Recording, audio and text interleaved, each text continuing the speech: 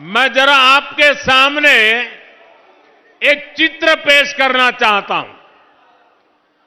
आपको समझने में भी सुविधा होगी और लोगों को समझाने में भी सुविधा होगी। इस बजट को आज देखें, अगर नेहरू जी के जमाने में आप 12 लाख रुपए कमाते होते तो 12 लाख रुपए की आय पर आपकी 1/4 सैलरी सरकार वापस ले लेती, टैक्स में चली जाती। अगर आप आज इंदिरा जी का जमाना होता तो 12 लाख की कमाई पर आप करीब करीब सुनकर के चौंक जाएंगे। अगर आज इंदिरा जी की सरकार होती और 12 लाख पर आपके 10 लाख रुपया टैक्स में चले जाते। मोदी जी कहते हैं कि नेहरू जी की वजह से ऐसे बहुत काम है जो हो नहीं पाए, कि ये देश रुक गया नेहरू जी की वजह से। जो कर नहीं पाते फट से नेहरू जी का नाम निकाल के बहानेबाजी शुरू करते हैं कि नहीं। और केजरीवाल जी क्या कहते हैं कि मोदी जी की वजह से काम नहीं कर सकते। ऐसे रोंदू नेता मैंने जिंदगी में नहीं देखे। जैसे जैसे चुनाव नजदीक आ रहा है, 2 दिन बच गए बस, वैसे वैसे पूरी दिल्ली के अंदर आम आदमी पार्टी की एक आंधी सी बन गई है और उस आंधी में बीजेपी जो है वो बुरी तरह से खत्म होती जा रही है। बीजेपी की दिन ब दिन सीटें कम हो रही हैं और आम आदमी पार्टी अपनी ऐतिहासिक जीत की तरफ बढ़ रही है। दिल्ली विधानसभा चुनाव के लिए वोटिंग को केवल 2 दिन शेष है। इसके लिए आम आदमी पार्टी, बीजेपी और कांग्रेस ने अपनी जीत सुनिश्चित करने के लिए पूरी ताकत झोंक रखी है।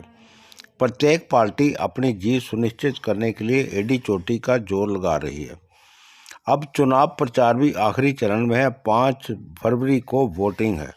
आज पीएम मोदी ने आप पर और कांग्रेस पर जमकर हमले किए। उन्होंने कहा कि वोटिंग से पहले ही झाड़ू के तिनके बिखर रहे हैं, आपदा के नेता इसे छोड़ रहे हैं। कांग्रेस पर हमला बोलते हुए कहा कि अगर जवाहरलाल नेहरू और इंदिरा गांधी की सरकार होती तो अगर किसी की इनकम 12 लाख होती तो उसका 1/4 हिस्सा टैक्स में चला जाता। आजकल हम देख रहे हैं कैसे दिल्ली में वोटिंग से पहले ही झाड़ू के तिनके बिखर रहे हैं।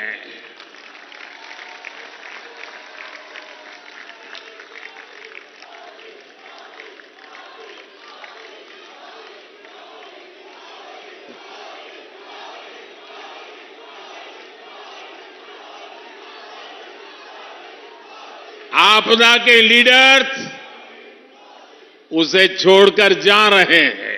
आजादी के बाद से लेकर अभी तक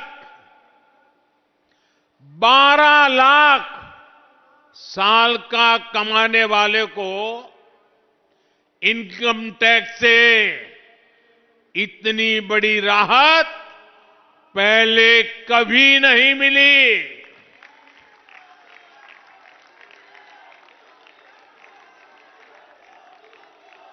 मैं जरा आपके सामने एक चित्र पेश करना चाहता हूं। आपको समझने में भी सुविधा होगी और लोगों को समझाने में भी सुविधा होगी। इस बजट को आज देखें, अगर नेहरू जी के जमाने में आप 12 लाख रुपए कमाते होते